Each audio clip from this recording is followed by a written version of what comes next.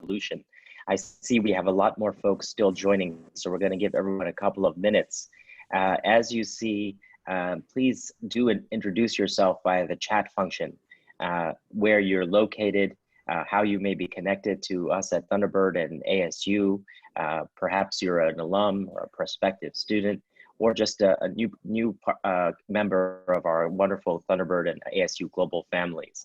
We'd love to know where you're coming from and that you're joining.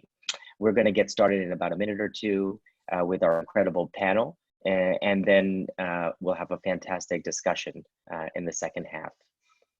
Welcome again. Hola, Jambo, namaste. Welcome, everyone.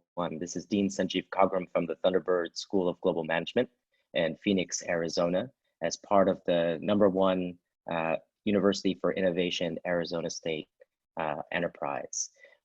We're proud as the #1 school for global management to be hosting a series of Globinars since the pandemic began on how we make sense of our new world that we've entered and how we make a difference and still continue to address the great opportunities and now incredible challenges that we all face as individuals, as communities, and really as a global society.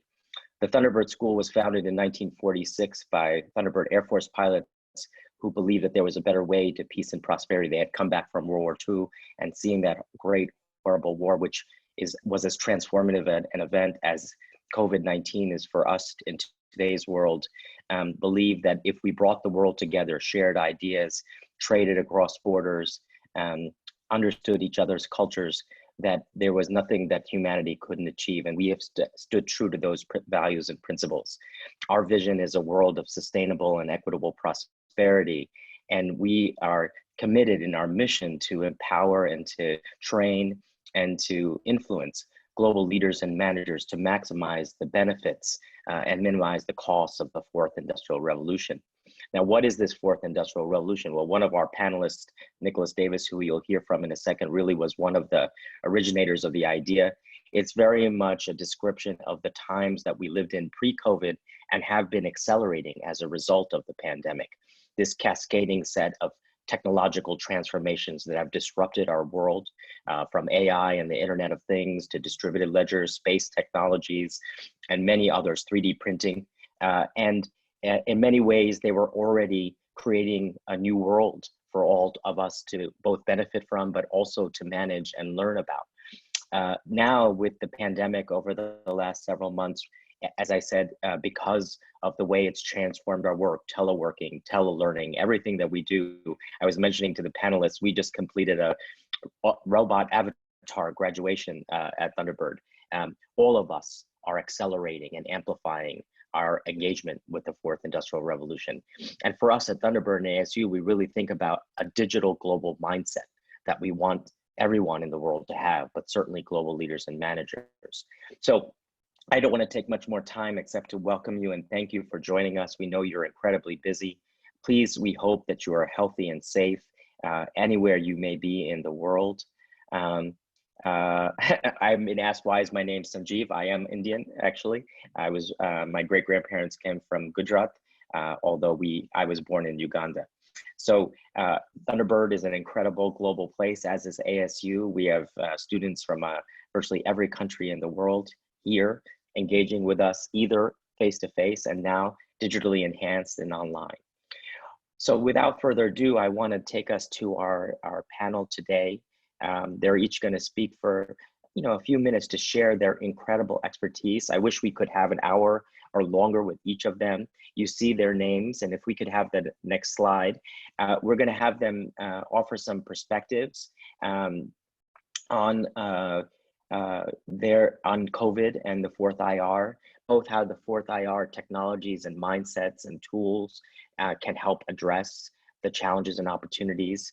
And there are opportunities despite the suffering and the challenge and the impacts of COVID, but also how it's being accelerated and where we see it going from here. So our first, if we could have the next slide, please. So we're going to control the muting and unmuting of mics. We have nearly 400 or 500 people joining the conversation today. Please do open up the chat window if you'd like to type a message to the panelists or panelists and attendees. There's of course the Q&A function. All of these are on the bottom of your screen when you're using Zoom. And certainly you can click the raise hand button if you wish to speak for panelists and want to, for me, so that I can make sure you get a chance to jump in if you want to make another point. It's going to be an incredible journey, and I want to just foreshadow that this Globinar is also a preview into a series of programs on global leadership and management for the fourth industrial revolution in a time of COVID that Thunderbird and ASU are launching, and that we would welcome you to continue to engage in and share with your friends and networks. So without further ado, let me introduce our first panelist. This is just our overview. I'm gonna, and this is myself, Dr. Lindy Elkins-Tanton. I think the most important thing I want to say about Lindy is she's one of the most amazing human beings that I've ever met on the planet. And I say that both in terms of her intellectual capabilities, her leadership fluencies, but most importantly, because she's just a wonderful human being. I could go on and on. You can see the slide in front of you. She's the principal investigator of the NASA Psyche mission, the managing director of the Interplanetary Initiative at Arizona State University. When we first met, we talked about how can we think about planetary leadership, not just global leadership. And so she's transformed my thinking in a very short period of time. She comes from, a transdisciplinary background and has achieved so much. And as I said, I could go on and on. The most important thing I want to say is let me give it you to her, because she will wow you. And thank you so much, Lindy, for taking time out of your incredibly busy schedule as you launch rocket ships to Mars and many other things. We're so grateful. Welcome, Lindy. Thank you so much, Sanjeev. It's such an honor to be here to join this group of people and all of you remotely. It's wonderful to connect in this way. Such kind words. I feel I can't live up to them, but let me share with you my thoughts for today. The first is, I just have to ask you, can you still hear me clearly? Because the sprinklers had just come on outside. Yes, we got you. Excellent, beautiful, thank you. The wonders of working at home. My expertise is in space exploration and in the future of education. And so a question might be, what do these things have to do with the fourth IR and what we're talking about today? Well, I think it's central. Our human nature requires big, audacious goals to inspire us. And if we can send these robotic missions, remote missions to the distant parts of the solar system to learn about places where we cannot go physically, think of the miracles that we can create here at home. So every endeavor is a human endeavor, and whatever we do together and the way we do it together makes its value. And so today, changing the status quo is difficult, but today in the world we have a tragedy, but we also have an opportunity for change. This huge moment of change that we're going through right now allows us to start a bit fresh. And I would suggest to you that what we need is a world of problem solvers with a sense of agency. And we can teach agency and teamwork remotely. People need to feel empowered. Remote work allows every voice to be heard in a way that is more equal even than work together. It allows disenfranchised people to appear as equals. Women often do better in classes remotely than they do in person. People who feel that they're underrepresented can feel better represented when we're all together of equal size in a Zoom screen, for example. And so this is a great opportunity to break out of the compliant industrial workforce model of the last IR, break out of passive education, treat people as if everyone can lead instead of just a few. And so I would suggest that we have this opportunity also to develop a new set of values beyond the pleasure and profit set of values that we have right now. We could work toward justice, a right society, optimism, kindness. These are moments of change that we have. We can take this opportunity. And so with the fourth industrial revolution, we can build and even explore remotely. And we can use these skills to pivot as needed if we have a society of people who are problem solvers with a sense of agency. Think about how Jet Propulsion Laboratory and the labs at Arizona State and many places around the world pivoted their production to create personal protective equipment rather than the things they were building right now. And so my message today is, let's use this tragedy as an opportunity to move toward the society that we want to live in. Thanks. Thank you so much, Lindy. Perhaps you could just say one more thing for the audience. When you think about space exploration, and for most of us who are far, watch it and see you, people like you really drive us into this incredible, sort of world, sort of space that's out there. Um, how do you connect that to, where we are today in terms of the pandemic? You know, what, Right. how, so that linkage between everyday individuals are dealing with this pandemic that's obviously transformed their lives. Can you say a bit more about how our work in space, your exploration in space, all of what we can do can actually have a direct connection back to this world that we're living in? Absolutely. Thanks for asking me that. Even in times when we're not facing a pandemic, I get asked very often, how can you justify a project of this scale? We're sending a robotic spacecraft to the asteroid Psyche, and that's also the name of our mission, the Psyche mission. We have lots of things online like art and capstone classes and free online classes that we want to connect with people. We're sending this robotic spacecraft out way past Mars to investigate this world that we think is made mostly of metal. And the response I get is, how amazing to see a kind of world that humans have never explored before. We've never visited a place that's made mostly of metal. And then people say, well, but how do you justify doing such a great big mission at a time like this? Well, I think at any time, no matter what's happening to human society here on Earth, exploration is a human imperative. It's in our genes. And space exploration gives us an opportunity to do exploration right for the first time in human history. Exploration has generally been a narrative of human suffering and the death of indigenous peoples and the loss of First Nations. And in space, we can go and we can be the people we know we can be. We can be our right society. And then I think no matter where we're going in space or what we're doing in exploration, we also need the inspiration of big, audacious projects. If we can send as a society these robotic probes into space to do these kinds of tasks for us, we really can solve our problems here at home. And it gives us that hope and that inspiration. It's almost a vehicle for transporting society here on Earth to a better place. I really believe that, and I see it happening in education. Thank you so much, Lindy. We're going to go to our next panelist, and let me introduce him just in a second as the slide comes up.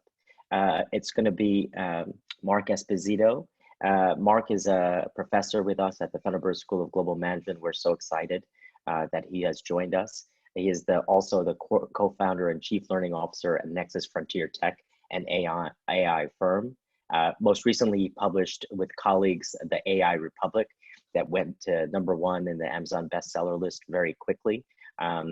He's done tons and tons of other things. And again, like Lindy, for us, our selection criteria were incredibly powerful intellects, people that care deeply about making a difference in the world, improving the way business, government, civil society, academia function, as well as just true, wonderful human beings. And with that, let me pass it over to you, to Mark Esposito. Welcome, my friend. Thank you very much, Sanjeev. I hope you guys hear me fine as well, since it's also very honored that I can talk to you, to the friends that are in the panel, and also to the many of you who join us from many parts of the world. I like to share maybe a reflection as I think we all feel the urgency that something has changed. And maybe I'd like to offer you a perspective of positive outlook rather than maybe just the angst and the anxiety that sometimes they accompany our days. And a new emerging logic is truly coming out of this pandemic. I think we are learning a different purpose of what organizations really have to be. We started to have a much more globally distributed understanding of systemic risk. I think we all felt for the first time that the extent of a crisis like this could really have so many common denominators, which were people from all over the world going through the same sense of shock. And I think a new emergent logic has, to some extent, emerged. The number of resilient organizations that are now showing that there is a way to deal with this is an incredible use case that hopefully in business school, we're going to talk about it when we're going to be able to rejoin our students in the classroom or on Zoom. We're going to talk more about the fact that how organizations were able to think about flexing their capacity to meet the rising demand, and demand that has now shifted rapidly, almost like this was an accelerant that took us several years ahead into the picture. It's also true that this new logic is using technology as a vector for human centricity, equally a vector for us to address some of our major challenges. But we have to be vigilant because the same force that we see deployed these days by the fourth industrial revolution, almost like enacting itself in it, is equally becoming in some part of the world a divider or a form of divisiveness. And I think where we should be vigilant is this increasing amount of global asymmetries that we see in which some countries are profiling to become winners out of this crisis because they will have been able to really manage this idea of resilience. Another country that really have demonstrated how fragile their system was.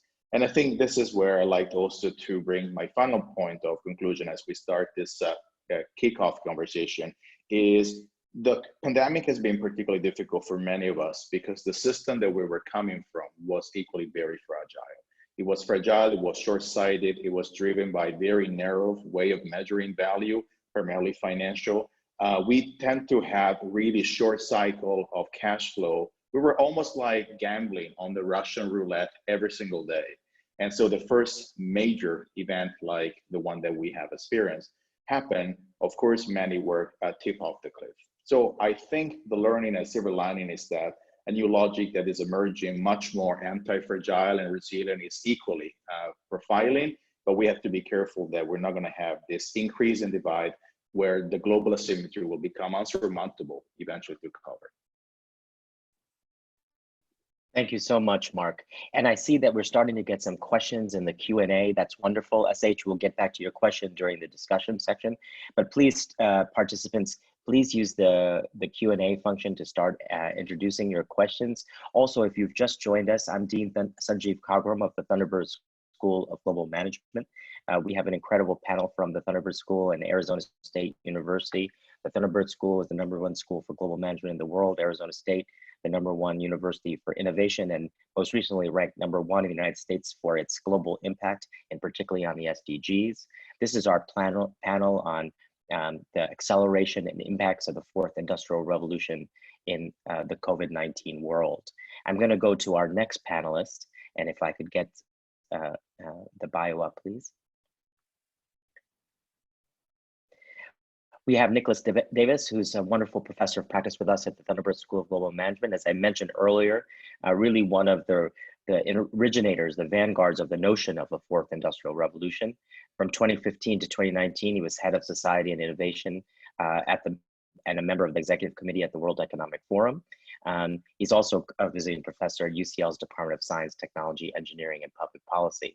There are many other things, again, that I could say about Nick. Incredible intellect, a true professional, and as with Lindy and Mark, most importantly, a wonderful human being. Welcome, Nick. It's great to have you. Thank you, Sanjeev, and thank you everyone for being here. First of all, I want to just take the opportunity to recognize that Thunderbird's discussion of the fourth industrial revolution in this way and of emerging technologies is fairly unique. I don't know of any other school or group I have been exposed to that as deeply takes this inclusive, values-driven approach to talking about emerging technologies and this larger question of systems change known as the fourth industrial revolution. And when Professor Schwab and I first kind of defined and worked on these topics back, as Sanjeev said, in 2015, we looked at this as a huge opportunity to build a world that we want, rather than saying technology washes over us like a wave or an avalanche. It's a deterministic thing that just determines our future for us. So this moment in time that we live in is actually a moment of building. It's a moment of reflection and creating very consciously those new business models, those new management and leadership skills, as well as the technologies and capabilities that build on top of digital infrastructure to take us into this exciting world of incredibly low-cost space exploration compared to the kind of the norm from the 1980s till today. This change and shift in launch costs, which has been enabled by things like artificial intelligence, like much better processing capabilities, better algorithms, better sensors, etc. So I just kind of want to start with this idea that Let's not talk about technology as something that's telling us what to do, that determines the future. Let's really take note of the fact that we live at a time where we have an opportunity to shape human relationships with technology. And getting to the pandemic, as Lindy mentioned, and Mark too, the pandemic is an amazing catalyst which opens up new spaces for us to accelerate and to change in different ways. And I was really reminded here by a great piece of academic work that came out in 2015 called The Benefits of Forced Experimentation, which kind of reveals a little bit of what we're seeing today in terms of reflecting on what can happen when you en masse change people's habits and their perception of the world. And then you let them find new pathways and new ways to optimize their lives. So that piece from 2015 by Rauch et al. Was a reflection on what happened to commuting behavior in London after a 2-day tube strike in February 2014. And the researchers there found that after the tube strike, a significant number of commuters changed their commuting behavior, their use of the underground system to move around the city in ways that reduced their commuting time significantly. And so it was the tube strike as a forced mechanism to actually have them adopt something that enhanced their well-being.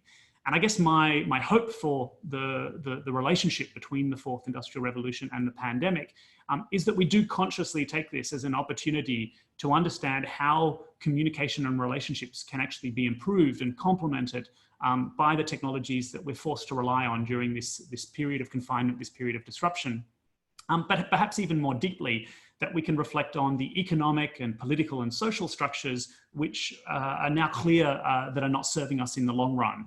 So the opening to discuss things like universal basic income, which the Nicolas Sturgeon and the Scottish government have raised, and the Spanish government as well have been discussing in much more depth because of the realization that existing social welfare models, which is an amazing technology in itself, are not serving the people or the economy, and certainly not in ways that allow us to build the public goods that Mark was talking about, those publicly generated technological benefits that we hope would define the future technology age. And I'll just finish this kind of opening piece by saying that when I think about the amazing short-term opportunities, technological investment opportunities that have been exhibited by the pandemic. So you can look at the Jet Propulsion Laboratory's creation of essentially a free license for a new emergency ventilator in 37 days. You can look at the use of high-performance computing and artificial intelligence to work on new treatments at the National Center for Scientific Research in France, or even just the community use of 3D printing to create emergency protective equipment for frontline health staff. I'm also reminded of the fact that in the search for a COVID vaccine, we still have yet to complete an adult vaccine for tuberculosis, a disease that we've known very well for over 100 years, which kills 1.5 million people each year still today. And so one of the kind of big hopes of the push to use technology at this moment to unblock these kind of social habits that we kind of unconsciously follow every day. One of the hopes is that we will also use that to benefit groups and individuals who haven't benefited from that technology in the past, who may live in other countries or may not have absorbed as much of the technological capital as the US, Switzerland, where I am, and the other OECD countries have. So for me, remembering this normative approach to the fourth industrial revolution and looking at Thunderbird's and Arizona State University's values in that is an incredibly important part of the conversation that we're having now. Thank you so much, Nick. One of the questions we have, which you started to answer, and I just wanted to mention to Lakshay, she has a question of how artificial intelligence solves the problem of COVID-19 in this modern era.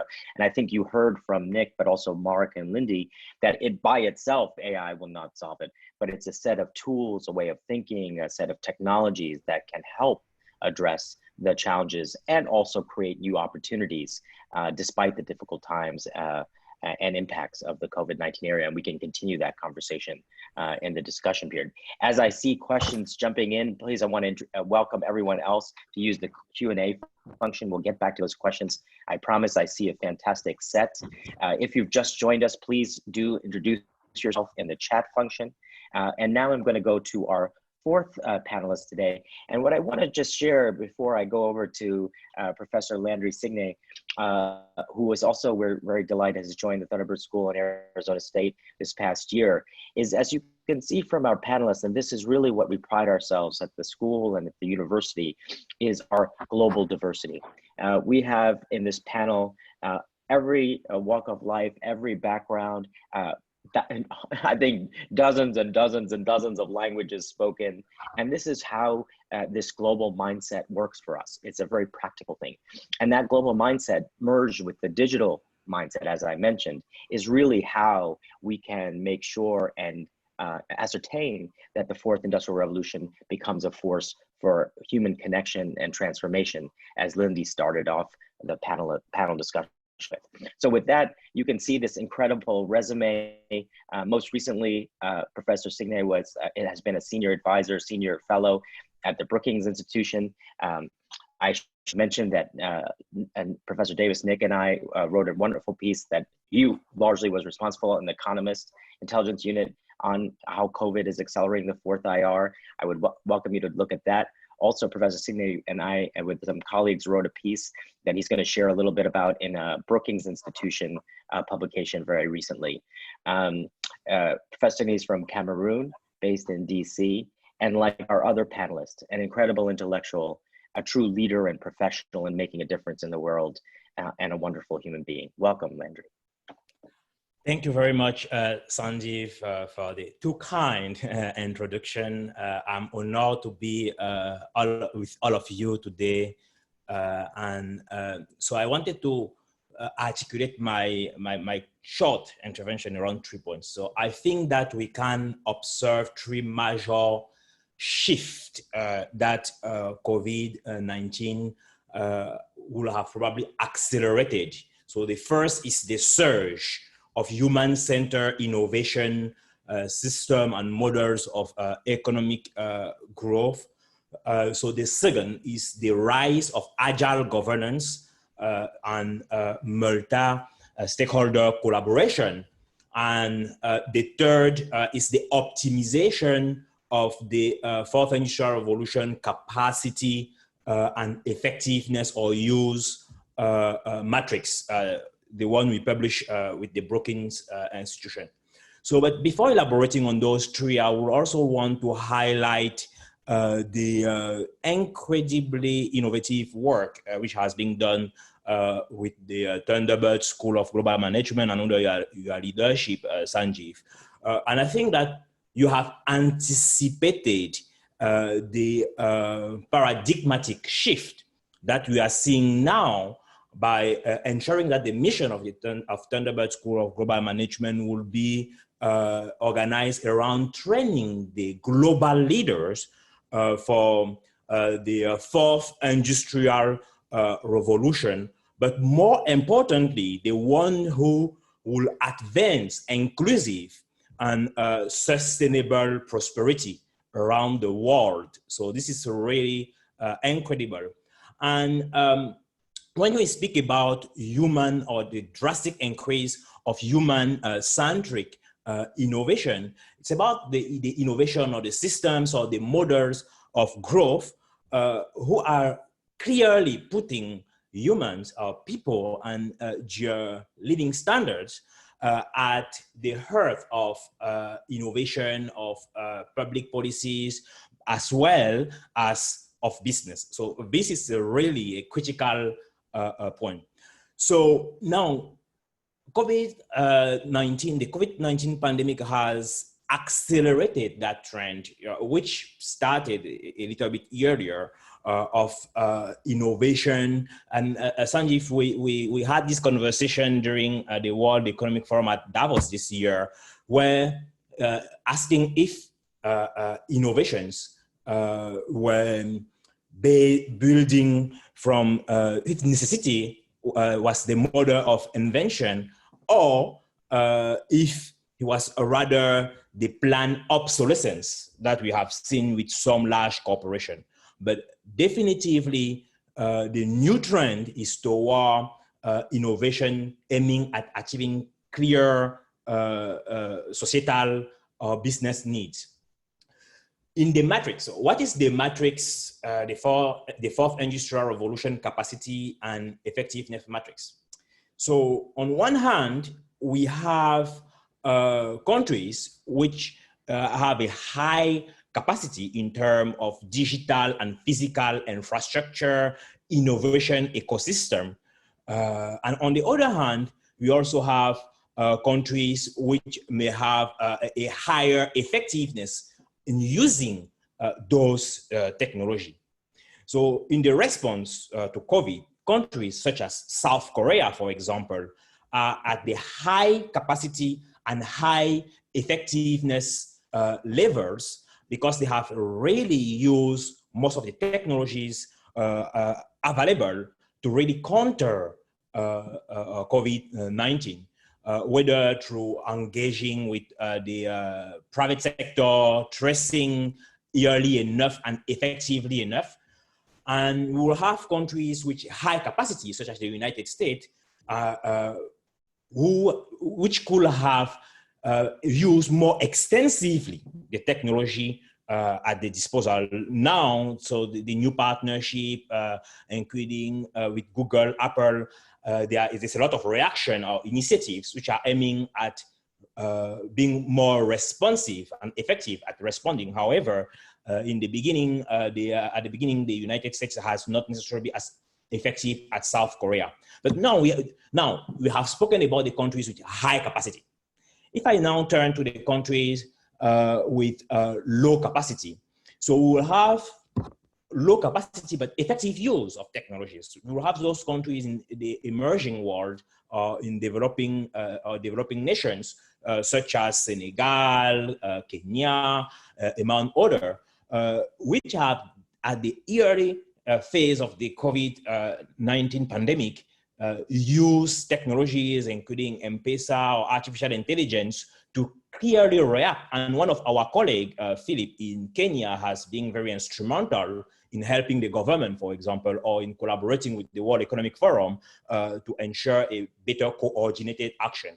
But the countries that I'm very concerned about, and I think Mark has also highlighted many elements related to those countries, are the countries with low capacity and low effectiveness, which will include Chad, Haiti, among other countries, because not just those countries do not have the high capacity, even the technology which are affordable and which could be effectively used in your context are not necessarily being used. And so those countries may be left behind, and proactive strategy are needed to respond to some of those challenges. I can't extend more. I'm a bit concerned that I may have spoken a lot, but I may be speaking perhaps later about some element related to agile governance, unless you want me, Sanjeev, to expand now. Why don't I take some questions, Landry, and then we'll come back because there is a question that's linked to agile governance and we can bring you in on that one. Is that okay, my friend? Perfect, thank you. Okay, thank you so much. So we have a wonderful set of questions, again, inviting all of our participants around the world. I see, just looking at the chat, we have people from, I counted 35, 40 countries around the world. This is truly how we engage at the Thunderbird School and Arizona State University. I just want to say one more thing about ASU. Our fundamental charter is very much that we judge ourselves by who we include and not by who we exclude. And that inclusiveness, as Lindy, Nick, and others were mentioning, is so critical to us. So I want to start off going back to you, Lindy, because there's a series of questions on how the pandemic and the fourth IR will transform education. and particularly access for women and historically sort of marginalized populations that haven't had the full access and inclusion opportunities that they should. I'm wondering if you could jump in this, because I know this is an area that you've thought tremendous about, had a huge impact in, and also are going to continue to transform going forward. Lindy? Thank you for the opportunity to talk about that. That is just my favorite topic in the world, because I think that we are not going to have progress without education, and we're not going to have progress unless everyone can be educated. And so the charter of ASU that you just talked about, Sanjeev, I think is central to my own belief that many times excellence at a university or a school at any level is measured by how exclusive it is, how few people get accepted. And of course you can be excellent when you accept only the excellent. But these are people who probably don't need help to learn to be problem solvers and have a sense of agency. And so to me, what we need to be doing in education is actually completely throwing out the passive acceptance of content, which has been the way education has been globally for quite a long time. Sit and listen to the lecturer and then memorize that information and give it back on an exam. And I would posit that none of those skills are the skills that are needed for work in life. In fact, they're antithetical. They're the opposite of the skills that we need for work and life. And so now that the professors and lecturers are not the only owners of information in the world, now that we live in an ocean of content all the time and all of the knowledge is available to us, what we need is people who will help us learn how to parse through information, ask the right questions, struggle toward answers in steps dealing with ambiguity. And that is the way that we are now teaching. And Sanjeev, you and I have a program in the works for this. And it's what our tech company Beagle Learning does. And we are even bringing it into public education. It's a process by which the learner learns to learn. And to me, that is what education should now be. And if we can't do it at scale, it's not worth doing, because we need to be able to reach people around the world. And so this process and processes like it, all the kinds of inquiry and project-based education that we can now do, can be done online. It can be done remotely. It can be done in the thousands instead of in the scores of people at a time. So I feel very strongly about this, and the fact that it enables disenfranchised groups to be equally educated with those who have access to the elite organizations. And that's what we are working for. And love to hear from anyone who would like to join us in this effort or share their ideas. Thank you so much, Lindy.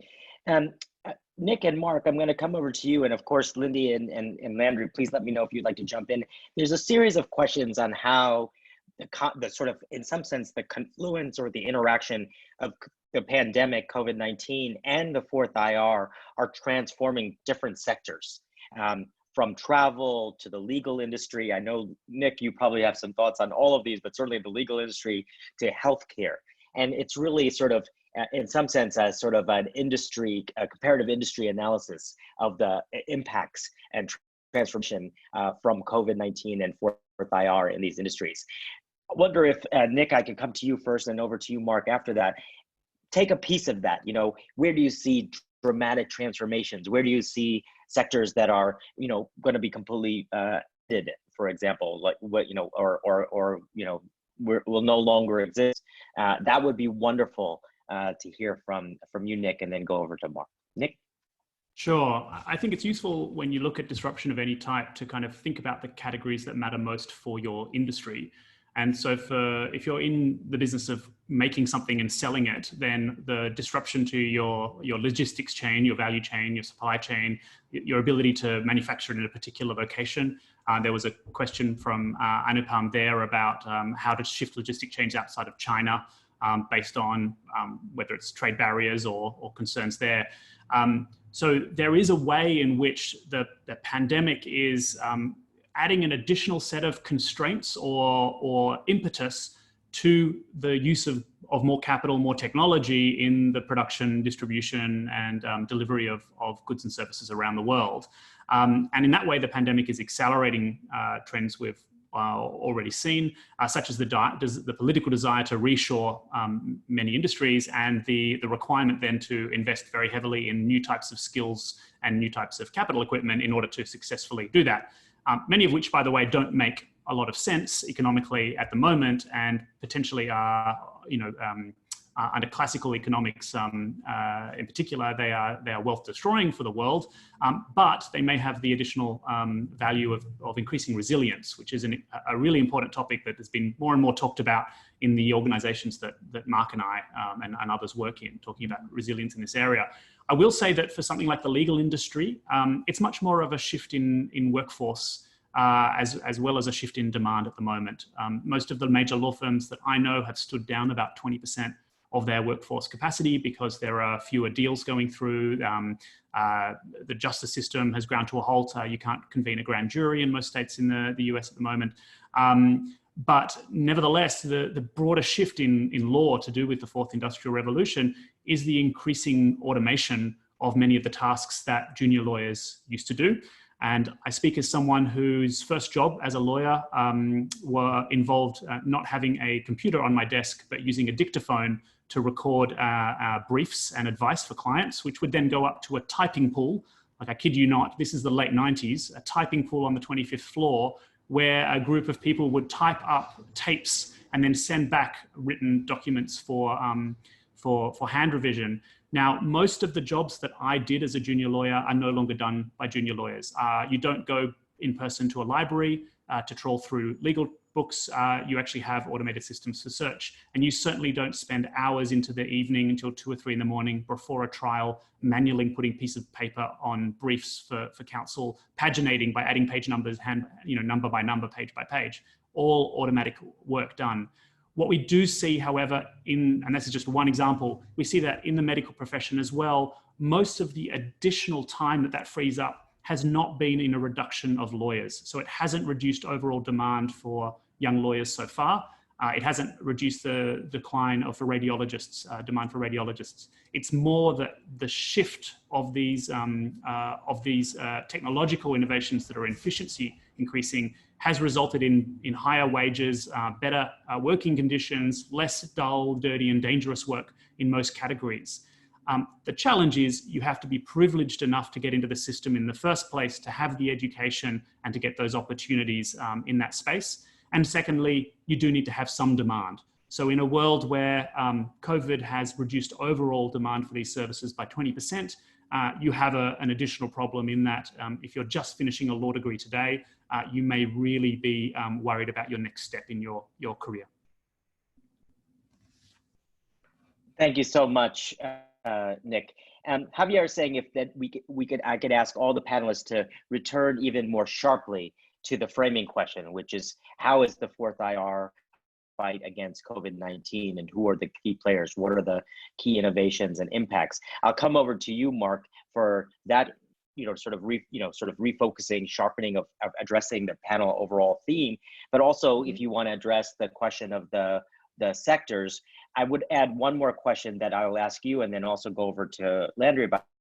Diana, one of our incoming students, asks, what advice could you give to fourth industrial revolution leaders joining government positions, accelerate digital transformation? So Mark, please jump right in, and then I'll go over to Landry.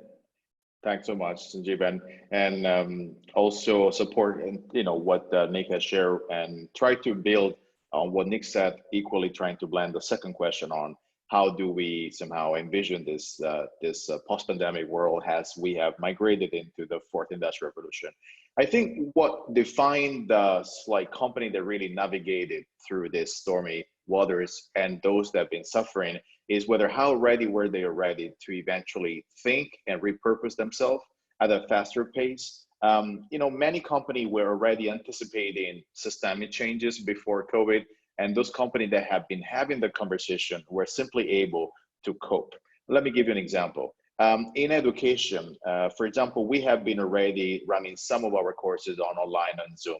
So although the transition was traumatic for everybody, the fact that you had already repurposed yourself before the crisis to think about online as being an equivalent, clearly that migration was possible. For those that, for example, were using open innovation to digitalize part of their value chains, that was a way for them to say, I might try to reduce my fixed costs by trying to resort as much as I can to the digital solution that exist out there. And this was not just in the rich countries. We have a lot of frugal innovation, as they call it, coming from emerging economies that equally tap on really low tech, but equally quite ingenious. So I would say winners and losers, and excuse me for lack of a better word, it's really a conversation about those organizations that were thinking of the future as something that they want to design and build. And they were thinking of technology as a vector to really enhance their operation. So they had this flexibility, adaptability, lots of skills about that. And those companies that were very complacent, clearly they have been hit hard. So I would say rather than industry-wise, I would say it's more about the mindset that we have. To the question that Sanjeev, I think Diana was sharing, I think, leaders in the fourth industrial revolution really have to start thinking of a different narrative. Like I was mentioned before about the new logic, is also a new different narrative. What is the narrative that we will believe in? Because after World War II, the narrative was a free world, democracies and free market will actually lift everybody out of poverty. And it worked phenomenally for many, many years. I think the new narrative now is how do we work within the boundary of the planet without feeling that it's a trade-off with, for example, economic opportunity and environmental care.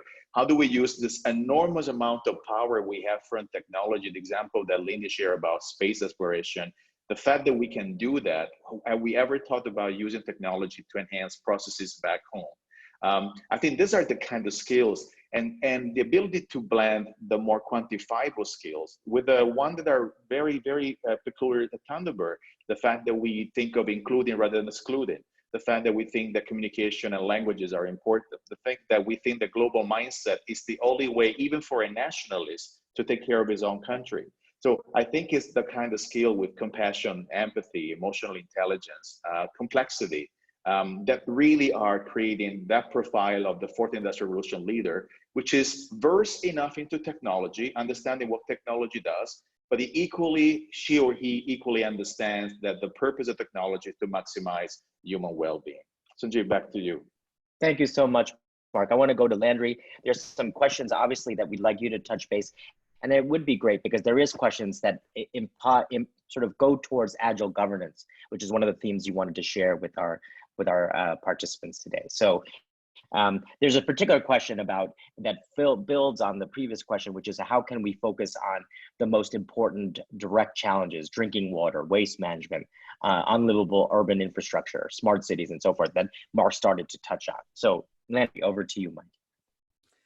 Yes, that is an extremely important question. So let me drill first on agile governance, which is given the current, and that started before COVID, so the complexity and the increased reign of uncertainty. So of course we have COVID-19, but that is not the first. We have the oil trade war, we have the oil war, the trade war, cybersecurity challenges, the nuclear insecurity, amounts others. So the increased number of those uncertainties combined with the diffusion of power. And when I speak about diffusion of power, I speak about the rising importance of cities, of transnational partners, of cooperation in various policy-making processes. So that's one of the second factor. And the third factor related to agile governance is also the rise of technologies associated with the fourth industrial revolution, which are going at the speed which could not be matched by government. So given those facts, it is extremely important for government to be agile, to be able to act quickly. We have seen that the government which have been agile, for example, in addressing COVID-19, have been more effective at curbing the trend. So to be agile, to be more effective, to collaborate, so multi-stakeholder collaboration, including co-creation, co-production, open government, among other factors, are extremely important. And those imply the transformation of both the role of governments and of the role of corporations. So businesses have to play a much more important role in the policy making process, working very closely with government. If I connect that, Sanjeev, to the question related of the sector, and eventually on what people studying the fourth industrial revolution can do for government, they are extremely important. So I just have a report finalized where I look at healthcare in the fourth industrial revolution with 7 core recommendations, both for government but also private sector actors. So the first, especially in the emerging world, we have seen some in advanced economies. So the first one is to clearly contribute to the creation or the effectiveness of national fourth industrial revolution or digital health strategies or task force. Those are extremely important. For example, in the countries in the quadrant of low capacity and low or ineffective use, such a strategy can help have an effective use despite the low capacity. So things which are also happening now, but which should be improved, are related to the capitalization on e-learning strategies for the medical personnel. In many countries in the developing world, but also in advanced economies, the essential worker in the healthcare sector are not sufficient to respond to the current demand. So we additionally have the improved financial access to care, and eventually they help in achieving universal health coverage. This is another extremely important point, because if in countries such as France, Canada, many of the Nordic countries, or to a certain extent the United States, this is less of a concern. In countries such as Argentina, South Africa, Morocco, or among others, it is definitively the ability for citizens to have access to healthcare coverage is more limited. So the fourth industrial revolution is also extremely relevant for the public sector. And when I'm speaking, remaining in the healthcare sector, for example, many countries do not have enough medical facility. They have weak infrastructure and logistics. They have limited medical equipment and supply. And the fourth industrial revolution provides tools to respond to those challenges. In the case of Zipline, for example, in Rwanda, delivering blood and other medications, the case of Gifted Mom, for example, in Cameroon, which is improving maternal health care, among others. So those are really critical factors. And another thing that we have seen evolving is the public-private philanthropic partnership. So usually people are speaking about public-private partnership. But now I added a fourth P, a philanthropic partnership, because as you have seen, the Gates Foundation has decided to focus almost its entire energy on addressing the challenges related to COVID-19. And finally, the capitalization on the fourth industrial revolution to bridge local communities and community health worker. And this is not just valid in emerging countries. For example, in Alaska, you have remote rural areas where there is no running water, where there is no regular electricity, among others. So the fourth industrial revolution can definitively provide, and digitalization can definitively provide tools to connect the dots in those areas. I can't expand more, but the last point I want to make is to say that for this to happen, the regulatory environment has to be appropriate. The business environment, the privacy concerns have to be addressed, and investment, innovation, and global cooperation are extremely important. That's why I have really been excited of joining Thunderbird with the work which is done around the world to advance the fourth industrial revolution and train the leaders of the fourth industrial revolution, whether in the public sector, in the private sector, or in the non-profit sector.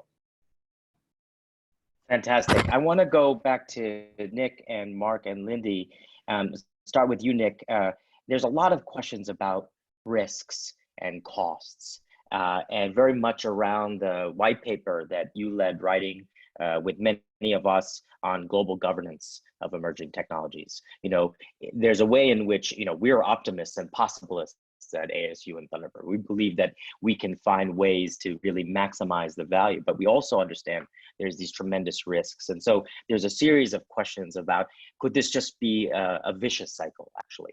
COVID-19, further consolidation of power of major companies, further inequalities that's been laid barren by the pandemic and so forth. So wondering if you could start by, you know, sharing some ideas about that, and we go to some other panelists on that question as well. Thanks. Yeah, look, very quickly from me, particularly in relation to Joe Waite's questions, I do worry about the risk that the technologies and the business models that have been built in the digital era, the third industrial revolution, as they spill over and they're the basis for emerging technologies. It does look like there are significant dangers of concentrating power and increasing inequality, particularly if we don't create better digital public goods, that infrastructure that everyone can have that open access to information, to shared data sources that Lindy was talking about, those opportunities which reduce barriers of entry. We do see monopolies on data and the use of kind of out-of-date intellectual property systems in many ways as restricting our ability to spread the benefits of emerging technologies. And in many cases, these are really deeply political questions. When Guy Standing talked about universal basic income, he made an important point where he said, this is not an economic question of whether we can afford it, it's whether we want to pay for it as a society. And so ultimately, all of the questions you're asking and the group is asking, Sanjeev, really come down to political questions about how do we envisage the future that we want to have? What's the narrative, as Mark would say? But then what systems and rules do we want to collectively put in place around that? In particular around, say, competition policy, access to shared infrastructure, et cetera. And one example is what we do with small medical practices that are likely to go broke across the US over the next month or so. They're the primary healthcare healthcare public-facing work. We need to protect basic health infrastructure and not let that become part of just a bigger corporatized system, because we know that that raises costs. That phenomenon is true at times of shock across the board, so that those political questions and economic questions are very important. Thank you so much. I'm going to go over to you, Lindy. Maybe the same question, and any others, because I know you all are Zoom experts. Any other ones that you want to pick, because there's some fantastic questions. I apologize, everyone. We can't get to everyone's questions, but we'll do as best as we can. Lindy, over to you. Thanks. Yes, I did answer a couple of questions on the Q&A, so hopefully that's helpful to keep the conversation going. Nick, I agree completely with what you're talking about here, and I would just add 2 points because I know that we're very low on time here. One is that while we're talking about scalability and to be able to reach further and do more via technology, I think that's critical for reaching people who, as in the chat, someone called underestimated as opposed to underrepresented. I kind of love that. I think that an additional challenge to all of us is to create solutions that are high tech, low tech, and no tech. And that creates greater safety in terms of data, for example, greater ownership by the people. And then if we can educate for people to feel that they're empowered problem solvers, we need our voices to speak up and not just leave things like data ownership to an unexamined decision on the part of our governments. And that is also the role of education. Can we step in and help people feel empowered to speak up about these problems? Thank you so much. I want to go over to Mark with the final thought, and then I just want to thank everyone and share with you that some of the upcoming opportunities to continue the conversation, because we know that there's many ideas and questions that we can address in just an hour. So Mark, final thought, and then we'll wrap up. Yes. So one of the things that I guess, again, in this conversation about what has really happened is, and I trying to also build on what Nick said, right?